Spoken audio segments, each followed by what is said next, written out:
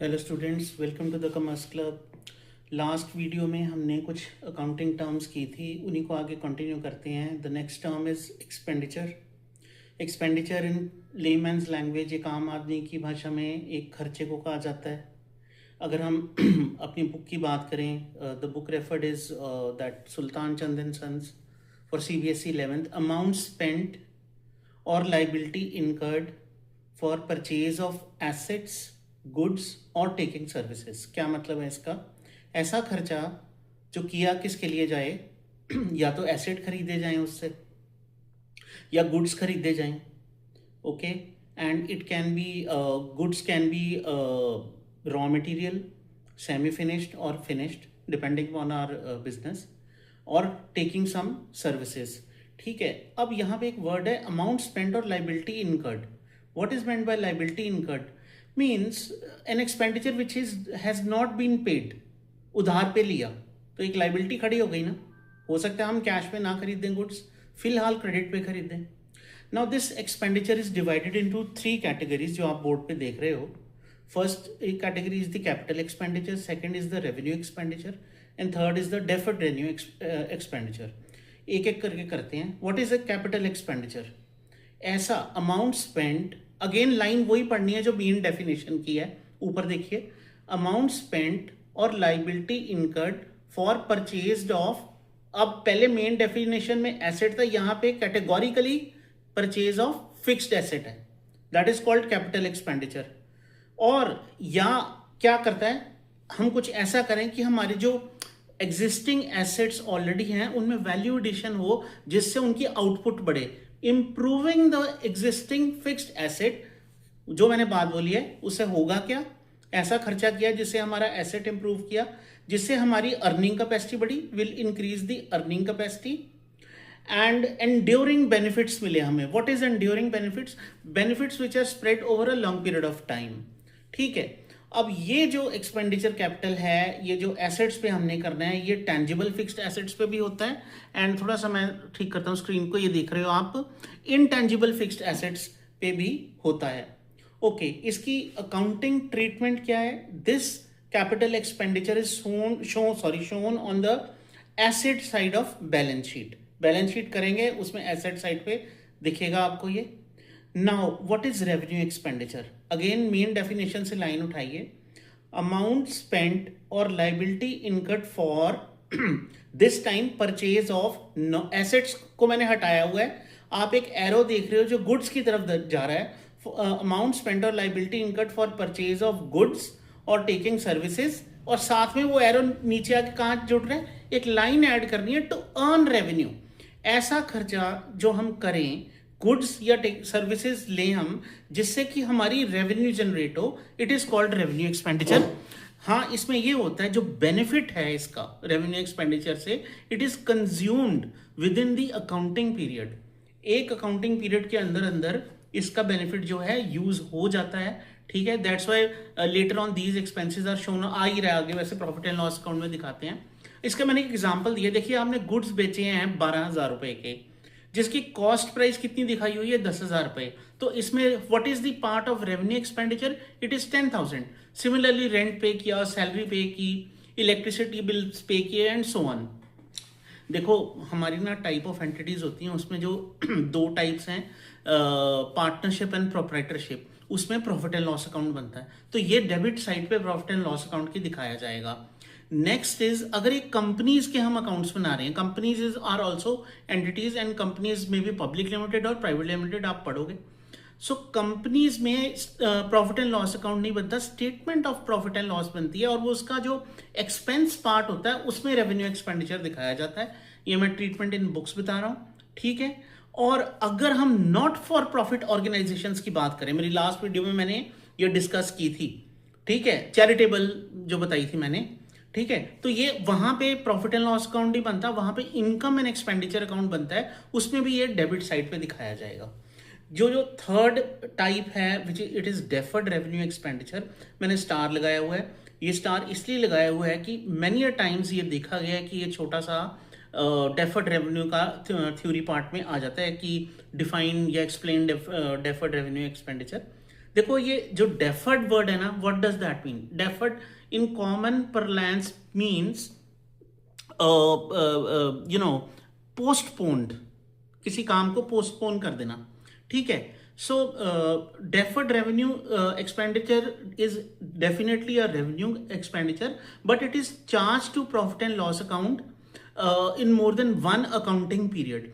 Charge को हम book में आप पढ़ रहे होगे तो रिटर्न ऑफ भी लिखा होगा, सिंपली मीन्स कि हमने जब इसे डेबिट करना है, इसका जो बेनिफिट है ये हमारे P&L अकाउंट में आपको जो इसका बेनिफिट मिलता है it is for more than 1 year.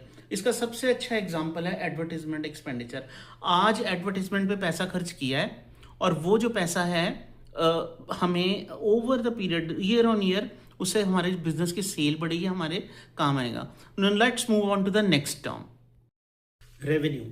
अच्छा, ये जो 3 टर्म्स लिखी हुई है ना इनमें थोड़ा थोड़ा डिफरेंस है, लेकिन ध्यान से समझना, प्लीज़ पे अटेंशन, बिकॉज जब न्यूमेरिकल्स आएंगे ना तो आपको बिल्कुल क्लियर होना चाहिए कि क्या रेवेन्यू मेंशन्ड है, इनकम मेंशन्ड है या प्रॉफिट मेंशन्ड है, ठीक है। या अभी अब हम गेन भी करेंगे आगे जाके।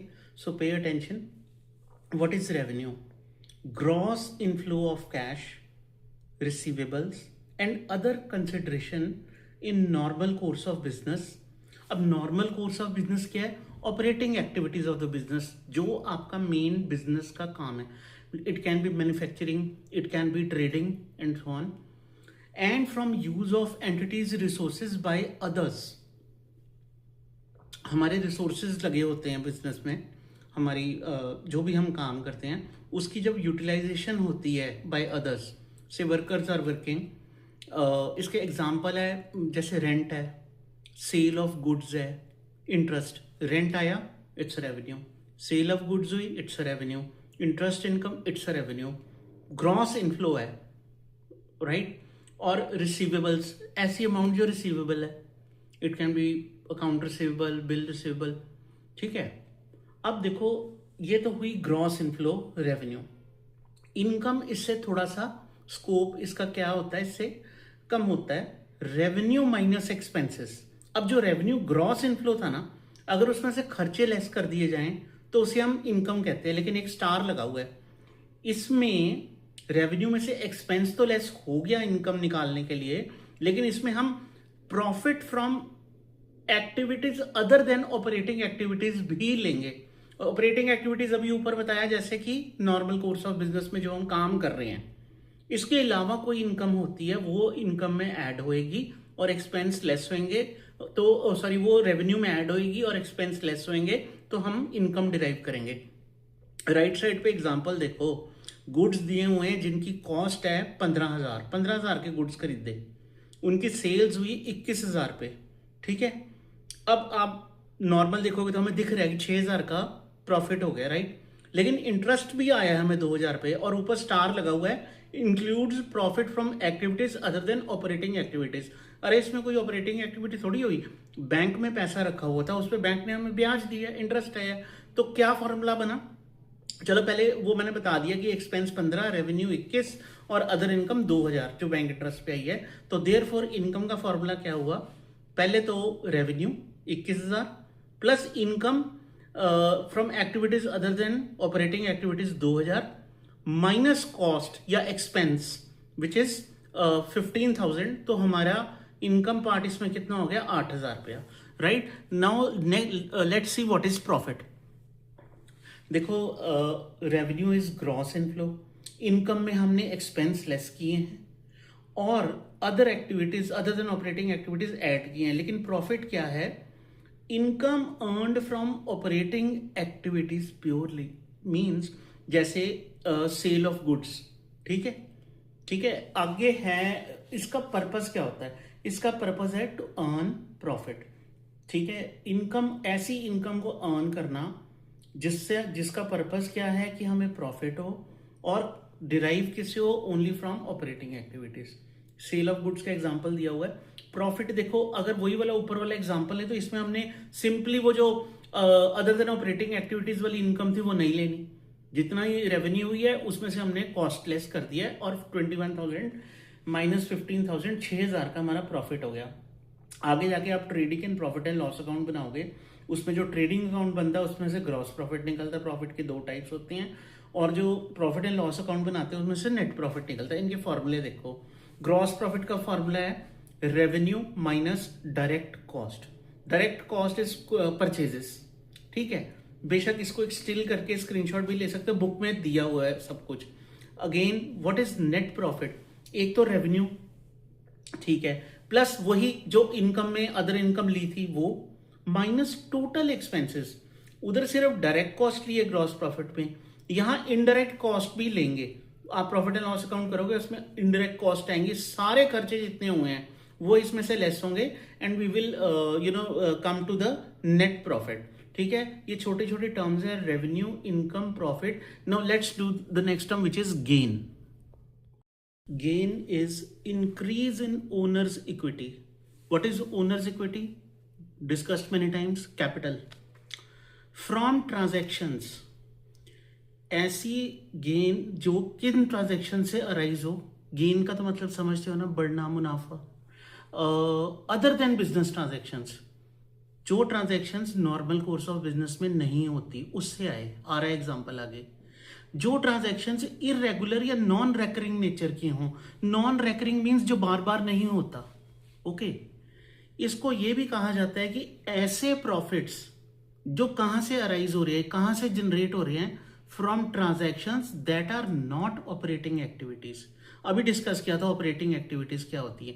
तो ऐसी ट्रांजैक्शंस जो ऑपरेटिंग एक्टिविटीज नहीं होती, उससे अगर कोई बेनिफिट ड्राइव होता है, उससे अगर कुछ मुनाफा होता है, उसे गेन कहते हैं। अच्छा, ऐसी ट्रांजैक्शंस जो इंसिडेंटल हैं। इंसिडेंटल का मतलब क्या होता है? Subordinate, subsidiary, supporting. कैसे? विज का मतलब एग्जांपल, जैसे हमें गेन कहां से हुआ, हमारी ना बिजनेस यूनिट में एक लैंड बेकार पड़ी हुई थी, बेच दी, उस पर जो पैसा आया, that is not an operating activity, that is not of regular nature. या सेल ऑफ मशीनरी हमने कोई कर दी, सॉरी मैंने I miss to write the correct spellings, so here they are, okay. And देखो, ये जो मैं आपको वीडियोस बना के दे रहा हूँ ना, the whole purpose is that I should share what I am teaching to my son. और ये आइडिया में मुझे अभी आया है, तो मेरी क्लास बिल्कुल रियल टाइम होती है। इसमें जैसे ये छोटी मोटी गलती हुई है तो please don't mind about that. My idea is to you score good marks. तो एंड द थर्ड, जैसे सेल ऑफ इन्वेस्टमेंट्स हो गई and so on etcetera examples. देखो ऐसे है, अभी हम कर रहे हैं चैप्टर 2, साल का ये स्टार्ट ही है। क्योंकि ये वीडियो जिस वक्त मैं बना रहा हूँ शायद आप ना देख रहे हो, जब आप साल के शुरू में देखो, जब आपका सेशन शुरू होगा सारा सिलेबस कवर होगा यहाँ पे, आई एश्योर यू। सारे न्यूमेरिकल सॉल्व किए जाएंगे। उसके बाद आपके कोई डाउट्स हैं, आप एक्स्ट्रा प्रैक्टिस चाहते हो, you are most welcome to write me in comments और mail me. Mail ID description में दी होती है। Not only the practical part, हम थ्योरी भी पूरी कवर करेंगे, बिकॉज थ्योरी भी आपको आनी है। आप अपनी बुक के शुरू में देखना, आपको सेगमेंटेशन मिल जाएगी कि किस तरह से एग्ज़ाम आना है, ठीक है। तो मिलते हैं नेक्स्ट वीडियो में। हमेशा मैं एक ही बात कहता हूँ, road to improvement is never ending and there is no substitute for hard work. देखो ये लाइन रोज़ मैं बोलता हूँ, इसलिए बोलता हूँ कि by daily practicing this thought आप डेफिनेटली अपनी लाइफ में चेंज ला सकते हो। एंड डू सब्सक्राइब, बिकॉज आपको भी पता है चैप्टर वाइज काम चलना है और हर वीडियो पिछली से रिलेटेड होगी। जैसी वीडियो है आपको मिल जाए। All the best, bye for now.